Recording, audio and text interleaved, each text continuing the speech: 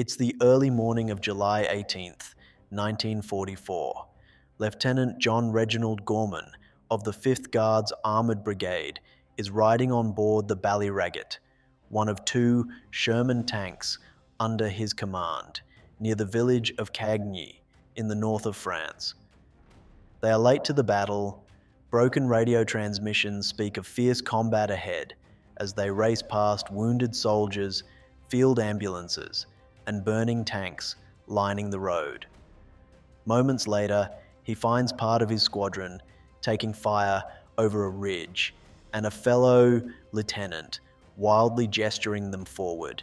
Gorman can see the urgency of the situation and orders his driver to charge up the hill towards a tall hedge at the top, taller than the turret of the Sherman. They follow the hedge until it comes to an end right before a road. They round the corner, and what meets them makes Gorman's blood run cold. A King Tiger, Germany's monster tank, sitting out in the open 300 yards away. He would later write in his book about the encounter, "It was horror personified."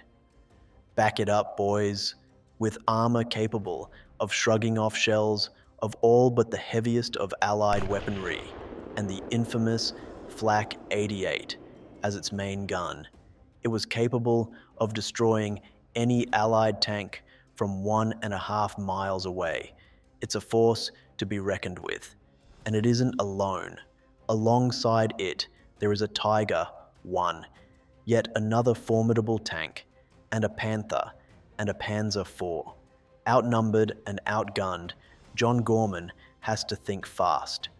None of the German tanks have spotted him yet, and the King Tiger is aiming in a completely different direction. Gorman knows that if he was to do anything, it had to be now. Determined to take down the King Tiger, but knowing that the gun of his Sherman is near useless against it, Gorman turns to his driver and orders, "Ram it, or densointinech, omroer datalat." Corporal James Barron stomps on the accelerator and the Ballyragget lunges forward. It smashes through the hedge and begins picking up speed as they accelerate downhill. The crew holds on to whatever they can as the Sherman races down the slope, shaking and bouncing violently with every rock and bump on the hillside. Albert Scholes, the gunner, keeps his eye on the sight. They are approaching fast. Scholes opens fire and hits the side of the King Tiger's turret with a high explosive round from point-blank range. A split second later, the 35-ton Sherman slams into the side of the King Tiger with enough force to crack the welds of the Tiger. Without skipping a beat, Gorman gathers himself and shouts, "Bail out." He opens the hatch above him and jumps out of the now immobile Sherman. He sees the shocked and disoriented crew of the King Tiger doing the same. They leave the tank to the sound of firing guns and distant explosions.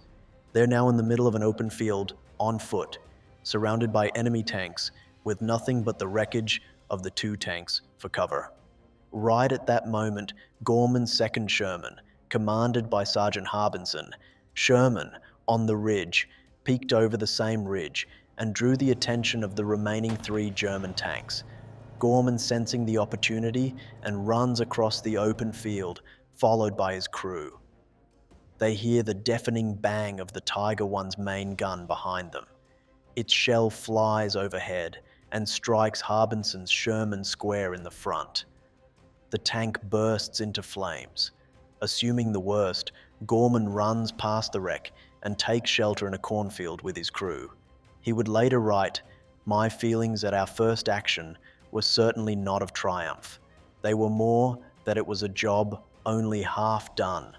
"Stay here," Gorman tells his crew to stay where they are and runs back for reinforcements. Reaching the road, he spots what seems to be an abandoned Sherman Firefly, climbing aboard and opening the hatch. Inside, he finds the body of Sergeant Workman, the commander of the Firefly. However, the rest of the crew are unharmed, apart in being a state of shock. "Are you guys okay?" "Yeah, we're fine." With their help, he pulls the body of the commander out of the tank and takes his place and orders the driver to drive back into battle, an order which driver obeys without hesitation. "Let's go, men." The Firefly is a powerful beast created by the British to better counter German armor with its 17-pounder gun. It's perfect to finish what they started. Directing the Firefly to the top of the hill, Gorman orders the driver to gently push through the hedge just enough to lower it so the turret can peek through and have a good view of the battlefield below. They see the Tiger I, Panther, and Panzer IV still in the same positions from before, along with the abandoned Ballyragget and King Tiger. "Sir, 4 targets." The Germans are swarming over the stricken tanks, and Gorman realizes the value that both of the abandoned tanks have for them, so he turns to his gunner and orders him to destroy them. "Fire!" The gunner takes aim and fires the gun. The Firefly rocks backwards violently, and their vision is blocked by the blinding muzzle flash. The shell goes high and hits the dirt behind the King Tiger. The gunner is visibly shaking, but tries again. Fire another shot. This one hits it right on its flank, and the King Tiger bursts into flames. The loader slams another armor-piercing shell into the breach as the gunner brings the reticle over to the Ballyragget. Again taken aim, he fires. This time, the shell punches right through the Sherman's armor and ignites the ammunition inside. The explosions, of course, get the attention of the remaining 3 Panzers, which begin turning their turrets towards Gorman. He orders the driver to reverse into cover, and they disappear behind the hedge mere moments before the Panzers get their chance to unleash hell upon them. Gorman and crew for the Firefly relocate under the cover of the hedge before peeking back out. Once again, they push down the hedge to reveal the Panzers on the other side.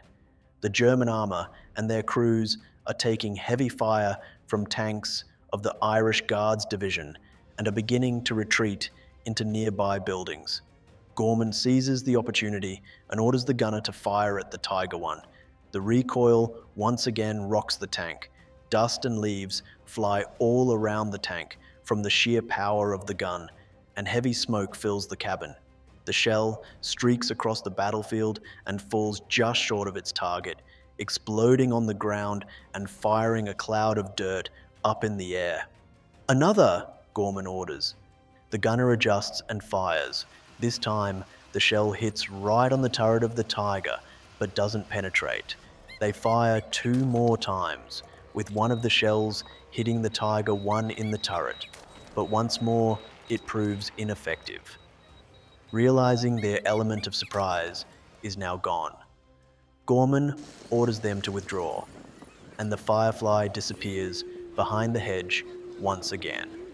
Unsatisfied, Gorman is determined to try one more time, but as they are relocating, they come across the still burning wreckage of Sergeant Harbinson's tank, and 2 individuals come out of cover, calling their attention.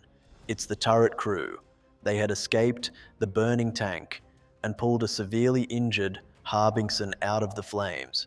He had burns all over his body, and Gorman helps lift Harbinson to the engine deck of the Sherman and takes the men to the regimental aid post, away from the battle. Sadly, Harbinson would die 2 weeks later from his injuries. The French town of Cagny was successfully captured that day by the 2nd Battalion Irish Guards. The rest of the crew of the Ballyragget survived and were picked up by a separate tank after the battle had ended. John Gorman was awarded the Military Cross, and his driver, Corporal James Barron, was awarded the Military Medal for their bravery that day. Gorman survived the war and lived a long and illustrious life, passing away in 2014, aged 91.